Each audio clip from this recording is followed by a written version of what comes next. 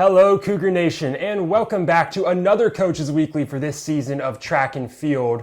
I'm Jonathan Shear with the Cougar Sports Network, here once again with the head coach of the Cougar Track and Field teams, Andy Chizzo. Coach Chizzo, thanks for coming on again. Good morning. Happy Tuesday.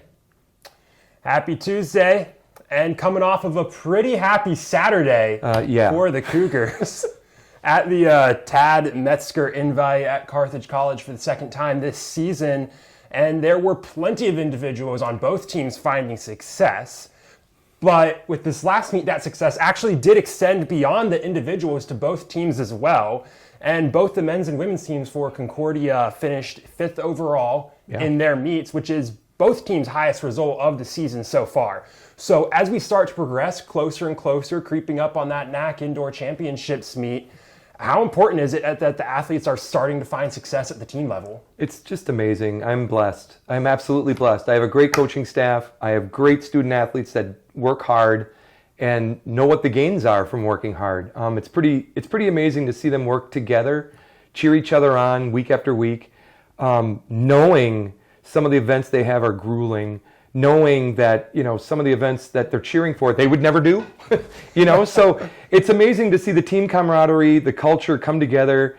And I'm in the wake of the boat that's sailing along, and I'm just happy. I'm really happy to see the results so far this early.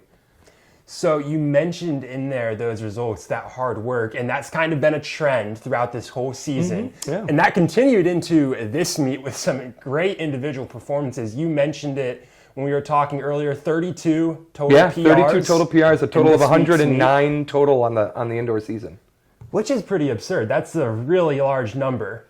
Yeah, and you got to take into effect, some of those are from freshmen just coming in, and there was a big freshman class, so there's that.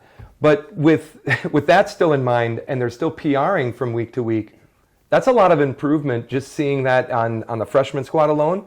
But the other cool thing is seeing it out of our veterans as well. I mean, we had some pretty good key veteran PRs as well. So you mentioned in there those freshmen who keep PRing, and that was kind of a big thing from this last meet, as it's been all season, especially on the men's side.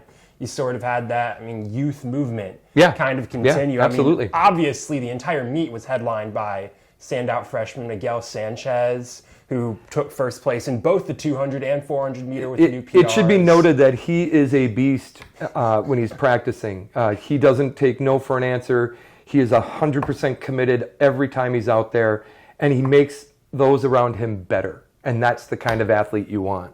So, yeah. And I think that kind of shows through. There's 32 total PRs, more than 10 on the men's side. Do you want to see them? Let's bring out the board again.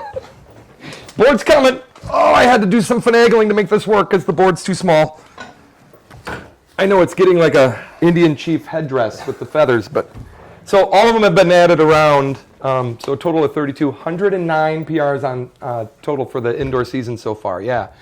So distance runners were probably, I think, I didn't tally it up, but they ran the 1,000 and most of them PR'd in that. So that gave us quite a big chunk for this as well. So some notables was the 55 hurdles with Eve Shelton, our hurdle specialist, and some other ones where I wanted to talk a little bit about Jaden Taylor. He's our freshman long jumper. He has PR'd in every single meet so far. So progressing in the long jump is hard enough to do that with a PR. He's been doing it every meet. And a couple of the other ones, I wanted to get some veterans in here, some call-outs. So Mauricio, I'm gonna mess up his name. Xochiteca, I believe. He had a solid showing. So yeah, we're just completely blessed to have the hardworking crew we do. The veterans work hard. The freshmen are working hard because of the role model and the play that they're seeing from their veterans. So I couldn't be any happier.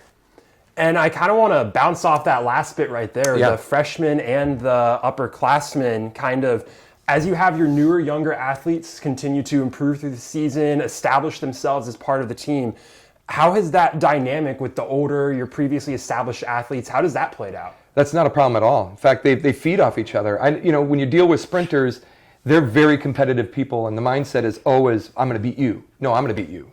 That kind of thing.